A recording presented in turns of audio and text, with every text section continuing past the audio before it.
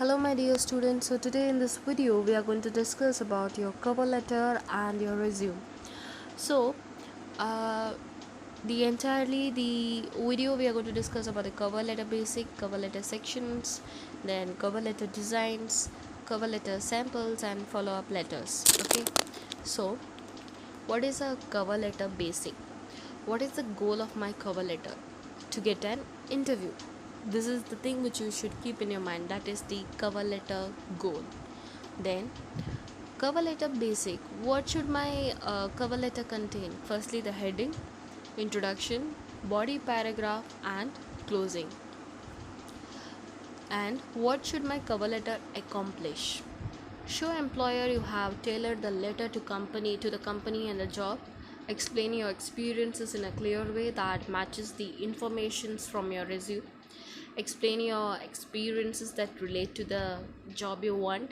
Explain how you experiences and skill will help the employer to fulfill the job requirements, and see that you also provide a good example of your communication skills. So these are the things which you have to include in your cover letter.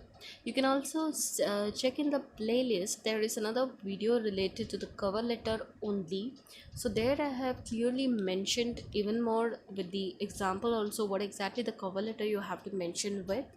So here the module concept I'm going to explain you all. So there it was specifically designed only for the cover letter. So now, talking about the cover letter headings. Heading should contain date you are writing and your mailing address, email address if you have one, professional tone, and just try to avoid your fancy email addresses. Then address of the employer after that. Okay. Finally, in the closing, you should restate your qualification, ask for an interview, provide contact information, and reference resume. Thank employer, close politely.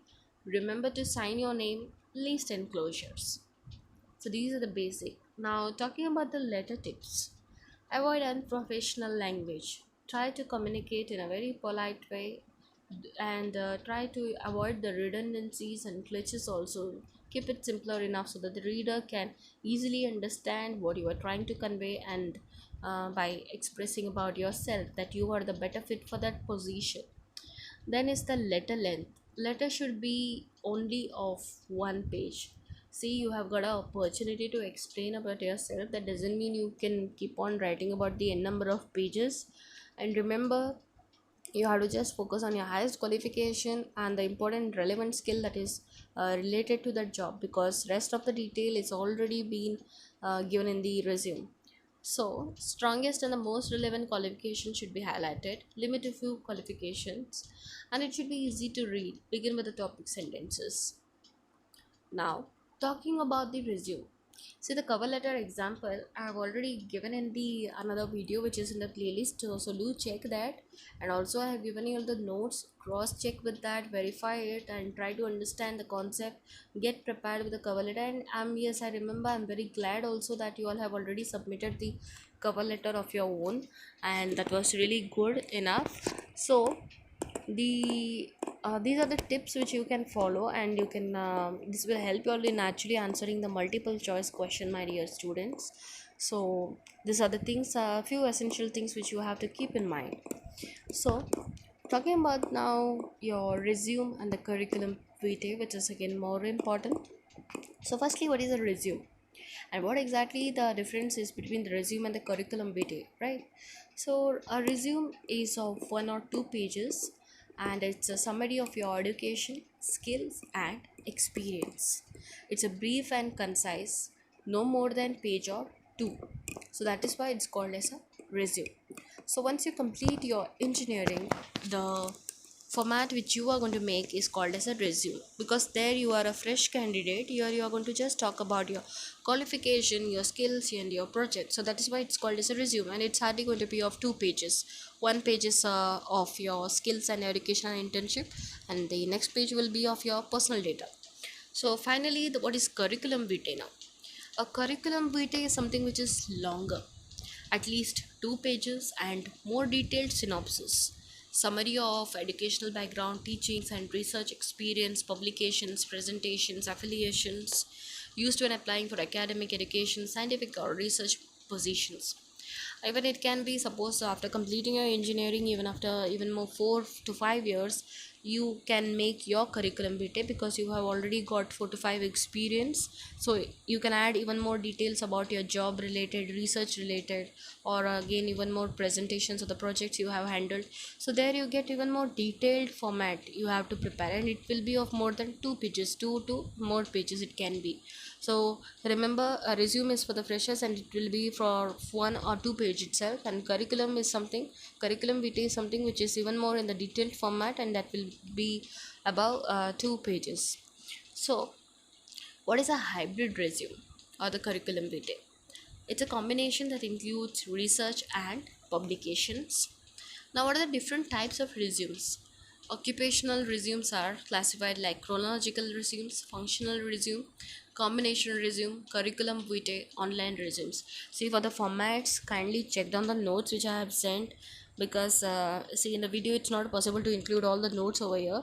But here in the video we can only mention the relevant points as per the examination point of view. But even more, for your to understand the pattern of a resume, you have to refer the notes which I have sent. So kindly go through it, check for the each type of resume. Okay. So what are the 5 P's of resume now? First is a painless, easy to read, well organized, use bold to make things stand out, and use same font type throughout, indent 2 to 3 levels only. These are the 5 P's actually you need to follow while you are making your resumes. It should be perfect. Proofreading for spelling and grammar, and consistent with the punctuation, no personal pronouns. Then is the page, 1 or 2 page is the best. 1 inches and or point 0.5 margins, no smaller. Make sure all sides are consistent. Paper, resume paper, it should be of a subtle color and pattern. Go for the white background only, and if mailed, do not fold, use large envelope. And talking about the position, specific to the position you are applying for, use keywords from job description. What are the, in a resume, what are the essential parts which you need to include? Firstly, your personal details, education and qualification, work experience, interest and achievements, skills, finally the references. These are the essentials. Now, heading. So these are the main essential part. After that comes the heading, section titles, objectives, educations, experience, curriculum vitae content, then leadership involvement, honors, awards, professional organizations, interest, and the references. Then list your technical knowledge first in a organized way, and list your qualifications in order of relevance from most to least. Quantify your experience wherever possible. Begin sentences with action verbs, highlighting all your strengths. Be concise. Resumes reflecting 5 years or less experience should fit on 1 page. Omit needless items, and have a trusted friend review your resume and proofread. Be sure to catch all spelling errors, grammatical weakness. And a resume must always paint a positive and factual picture of you. Set a positive tone for the interview, guides the interview in what to ask, influence others who approve the hiring. So, and also see that you include the contact informations and profile which should talk about you, that is about me, education, work, intern experience, skills, computer proficiency, languages, career highlights, professional affiliations, projects, personal informations, personal interest, declaration statement, and then comes the reference. These are the sequence you need to follow while framing the resume actually. Or the must do, proofreading for grammar and punctuation, check the spelling, get feedback from someone experienced always. So here is the format of the resume, which is by the Elon Musk.